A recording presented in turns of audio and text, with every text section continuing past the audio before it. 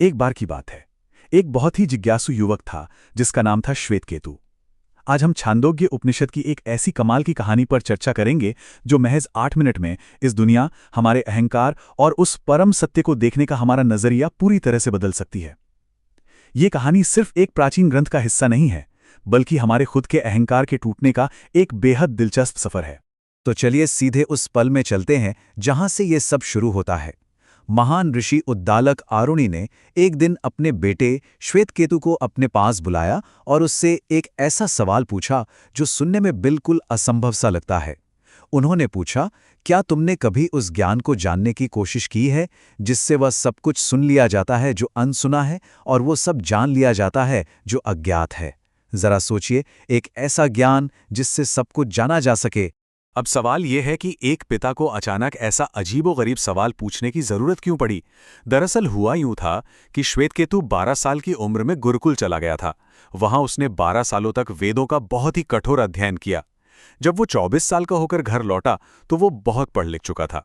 लेकिन उसके पिता ने एक चीज तुरंत नोटिस की। बेटे के पास किताबों का ज्ञान तो बहुत है, पर उसके साथ एक बहुत गहरा अहंकार भी आ गया है। उसे लगने लगा था कि वो सब कुछ जानता है।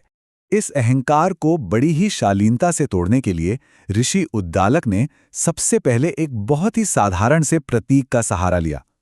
उन्होंने जमीन से एक मुट्ठी मिट्टी उठाई और मुस्कुराकर बोले, देखो, अगर तुम महज मिट्टी के इस एक टुकड़े को पूरी तरह जान लो तो मिट्टी से बनी हर एक चीज अपने आप समझ में आ जाएगी। इसे उपनिषदों में नाम रूप का सिद्धांत कहा जाता है। उन्होंने समझाया कि दुनिया में हम जो भी अलग अलग आकार देखते हैं, चाहे वो मिट्टी के बर्तन हों, जग हों या प्लेटें, वे सब बस नाम और रूप का भ्रम है। असली सच्चाई तो केवल वो एक मिट्टी ही है। ठीक इसी तरह दुनिया में जो भी अलग अलग रूप हमें दिखाई देते हैं, वे बस एक ही परम सत्य के अलग अलग रूप हैं। इसके बाद उन्होंने दूसरा प्रतीक दिया, नदियों और समुद्र का। उद्दालक बोले कि नदियां अलग अलग दिशाओं से बहती हैं, कोई पूरब से तो कोई पश्चिम से।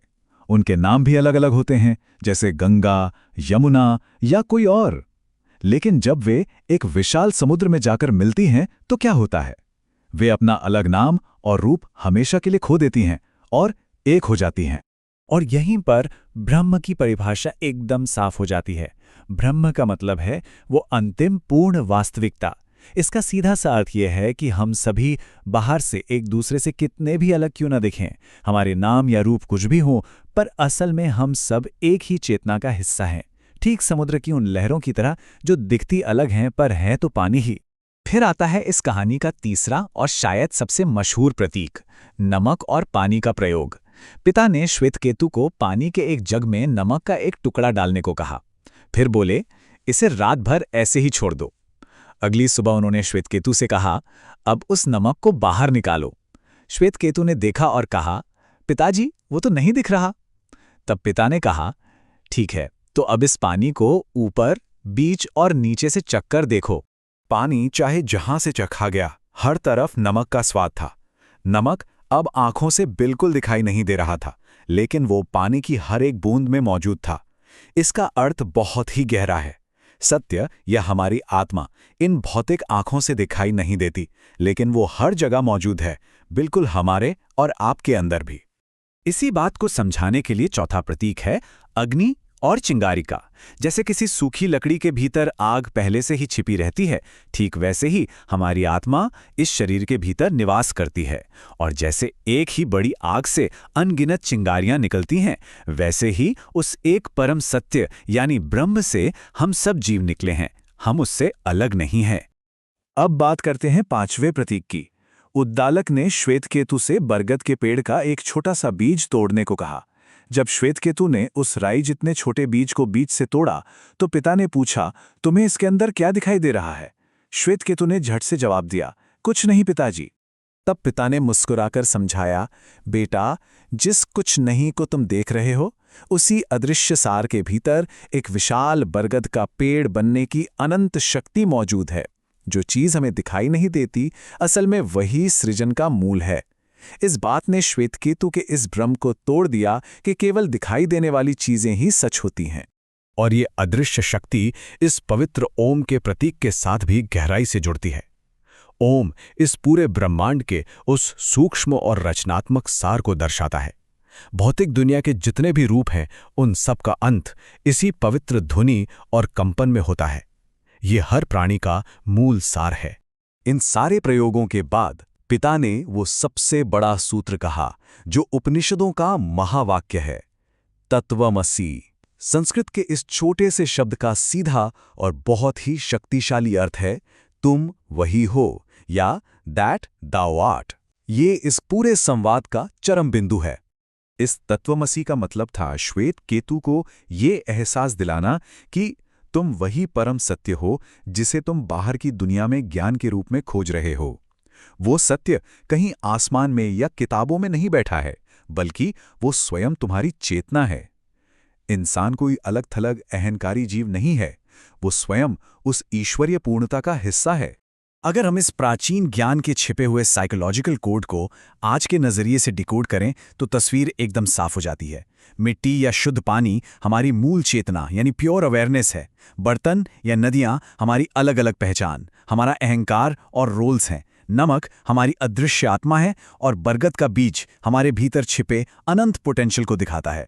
वेदांत इसे प्रतिबिंब यानी रिफ्लेक्शन के सादृश्य से भी समझाता है। सोचिए कि कई सारे बर्तनों में पानी भरा है और आसमान में एक सूरज है। हर बर्तन के पानी में एक अलग सूरज दिखाई देगा। हमारी चेतना भी बिल्कुल ऐसे ही काम करती है। एक ही सूरज यानी शुद्ध चेतना जब हमारे अलग अलग मन रूपी पानी में प्रतिबिंबित होती है तो हमें लगता है कि हम सब अलग अलग इंसान हैं। तो फिर असली सच्चाई तक पहुंचे कैसे?